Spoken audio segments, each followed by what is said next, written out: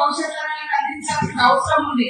పూజా విధానంగానే ఎక్కడ కూడా మార్పు రాకుండా దేవుని కొలిసే తీరు, దేవుని మరి పూజించుకునే తీరు ఎక్కడ కూడా మార్పు రాకుండానే ఉండాలని పూజాలతో కూడా మేము పదే పదే చెప్పడం జరిగింది. వారు కూడా సహకరించి మరి మన తల్లుల యొక్క వైభవం ప్రపంచానికి పోతుంటే ఆ తల్లుల బిడ్డలుగా, ఆ ప్రాంత బిడ్డలుగా, ఈ ప్రాంత బిడ్డలుగా మనకు ఎంతో గర్వకారణం.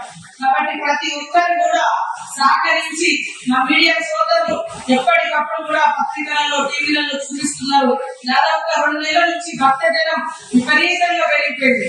ఇప్పటికే 30 లక్షలు దాటి ఉండొచ్చు అని నేను అనుకుంటున్నా. మొన్న ఒక రోజు 10 లక్షల మంది వచ్చారు. ఈ రోజు వచ్చి రోజు జాతరకు వస్తున్నారు.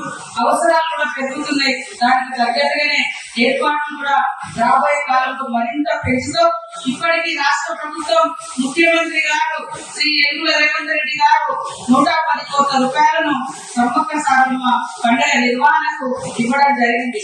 గతంలో 70 కోట్లే ఇచ్చిండు, కానీ ఈసారి 110 కోట్లను ఇవ్వడం జరిగింది. వాటిని కూడా ప్రతి రూపాయి అవసరం మేరకే ఖర్చు పెడుతున్నాం.